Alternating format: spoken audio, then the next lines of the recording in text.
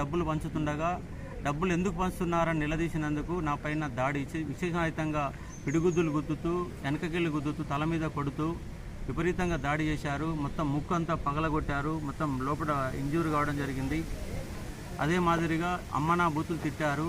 ఇక్కడ ఎందుకు వచ్చారంటే ఎంత ప్రజాస్వామ్యంలో అధికారంలో ఉన్న కాంగ్రెస్ పార్టీ డబ్బులు పంచుతూ ఓడిపోతున్న భయంతో డబ్బులు పంచుతూ ఒక అశోక్ సార్ పైన దాడి చేశారు.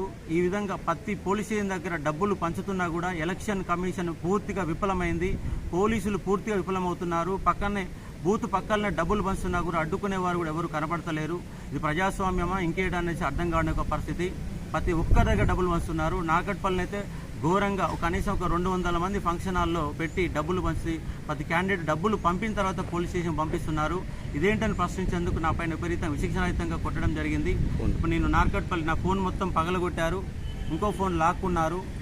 ఆడ జరుగుతున్న ఇన్సిడెంట్ తీసి మరో క్యాండిడేట్ నాతో పాటు వచ్చినటువంటి శ్రీకాంత్ రెడ్డి పైన అంగి చింపేశారు. మొత్తంగా అంగి చింపి విపరీతంగా ఆయన పైన దాడి చేశారు. కుర్చీలు లేవట్టి విపరీతంగా కొట్టారు. నార్కట్పల్లి పోలీస్ స్టేషన్ ముందు పోలీస్ స్టేషన్ కాడికి వస్తే పోలీసుల నుంచి కనీస స్పందన కరువైనది. జస్ట్ అప్లికేషన్ తీసుకున్నారు కానీ ఎస్ఐ గారు చెప్తే ఎస్ఐ గారు కూడా కనీసం ఇటువైపు కూడా రావడం లేదు. ఇక్కడ ఏఎస్ఐ గారేమో కంప్లైంట్ ఇచ్చి వెళ్ళిపోండి అని చెప్పేసి నిర్లక్ష్యంగా మాట్లాడుతున్నారు. కనీసం పోలీసుల నుంచి కనీస స్పందన కూడా కనబడతలేదు. ఇది ప్రజాస్వామ్యమా? అసలు ఓటింగ్ ఎమ్మెల్సీ ఓట్లు పట్టభద్రులు పాల్గొనే ఎన్నికల్లో కూడా డబ్బులు పంచుతున్నారు. పోలీసుల నుంచి కనీస స్పందన కూడా నాకు ఇక్కడ కనబడతలేదు. ప్రతి పోలీసులకు ఇదే విధంగా జరుగుతూ ఉంది. పట్టించుకుంటే వాళ్ళు లేరు. నేను ఎమ్మెల్సీ క్యాండిడేట్ని అశోక్ కుమార్, స్వతంత్ర అభ్యర్థి.